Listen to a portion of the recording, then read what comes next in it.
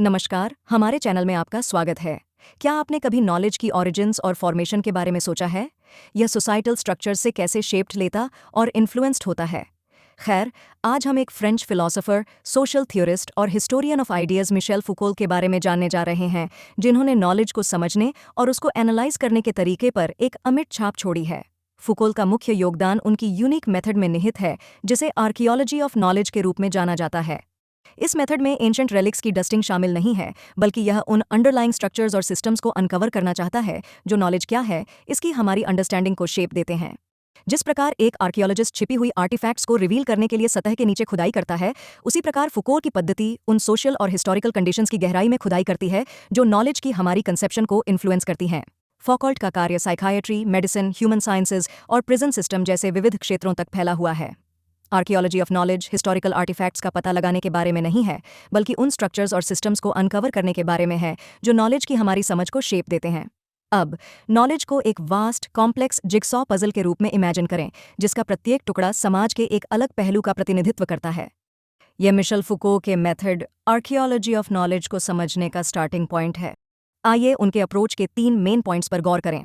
सबसे पहले, फुको हमें यह समझने का आग्रह करते हैं कि स्पेसिफिक कॉन्टेक्स्ट्स में नॉलेज कैसे प्रोड्यूस्ड होता है।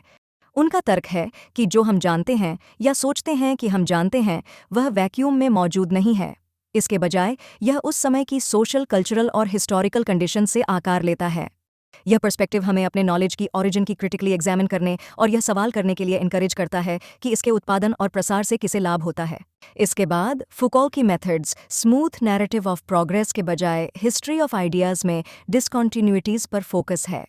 ट्रेडिशनल हिस्ट्री अक्सर नॉलेज को एक लिनियर मेथड से इवॉल्व होने के रूप में प्रस्तुत करता है, लेकिन फुको इस कॉन्सेप्ट को चुनौती देता है।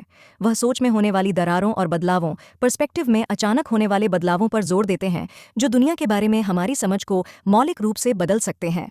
उनकी मेथड का यह एस्पेक्ट हमें डोमिनेंट नैरेटिव्स पर सवाल उठाने और ऑल्टरनेटिव व्यू पॉइंट्स तलाशने के लिए प्रोत्साहित करता है, जिन्हें शायद अनदेखा कर दिया गया हो या दबा दिया गया हो। अंत में फुको की मेथड एक इंटरडिसिप्लिनरी अप्रोच को बढ़ावा देती है। उन्होंने खुद को अध्ययन के एक ही क्षेत्र तक सीमित नहीं रखा, बल्कि हिस्ट्री और सोशियोलॉजी से लेकर साइकोलॉजी और लिटरेचर तक कई विषयों पर ध्यान केंद्रित किया। यह होलिस्टिक अप्रोच नॉलेज की अधिक कॉम्प्रिहेंसिव समझ को सक्षम बनाता है, क्योंकि यह वेरियस सोशल, कल्चरल और साइकोलॉजिकल फैक्टर्स पर विचार करता है जो इसके फॉर्मेशन में योगदान करते हैं। तो इस सब का क्या मतलब है? एसेंशियली फुको की मेथड क्रिटिकल थिंकिंग का एक टूल है। यह हमें स्टेटस क्वो पर सवाल उठाने, एक्सेप्टेड ट्रूथ्स को चैलेंज देने और दुनिया के बारे में हमारी समझ को आकार देने वाली पावर डायनामिक्स की जांच करने के लिए इनवाइट करता है। यह हमें बियॉन्ड द सरफेस, गहराई तक जाने और हमारे ज्ञान के पीछे छुपी स्ट्रक्चर्स को अनकवर करने के लिए प्रोत्साहित करता है। याद रखें, फौकॉल्ट की मेथड नॉलेज के मूल ताने बाने पर सवाल उठाने, चुनौती देने और उसकी जांच करने के बारे में है। यह आर्कियोलॉजी ऑफ नॉलेज को अनकवर करने के बारे में है, एक समय में पहेली का एक टुकड़ा।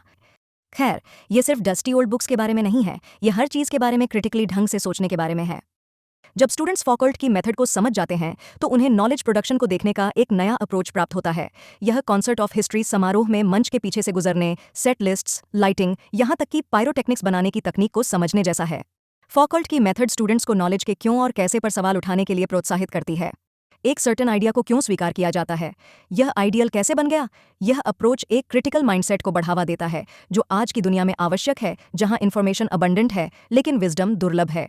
इसके अलावा हिस्ट्री ऑफ आइडियाज में डिसकॉन्टिन्यूइटीज और रप्चर्स पर फौकॉल्ट का ध्यान स्टूडेंट्स को डोमिनेंट नैरेटिव्स को चुनौती देने के लिए प्रेरित करता है, जिससे उन्हें ऑल्टरनेटिव पर्सपेक्टिव्स तलाशने की आज़ादी मिलती है।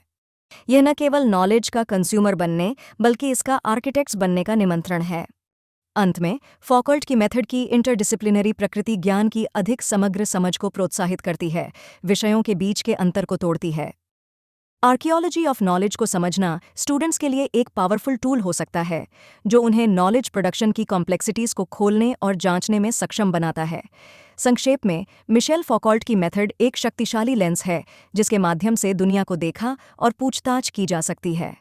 हमने आर्कियोलॉजी ऑफ नॉलेज के अट्रैक्टिव क्षेत्र की यात्रा की है और इस बात पर प्रकाश डाला है कि यह अतीत की खुदाई के बारे में नहीं है, बल्कि उन स्ट्रक्चर्स का पता लगाने के बारे में है जो नॉलेज की हमारी समझ को आकार देते हैं। आज हमारे साथ जुड़ने के लिए धन्यवाद। अधिक जानकारी के लिए लाइक बटन दबाना और सब्सक्राइब करना न भूलें।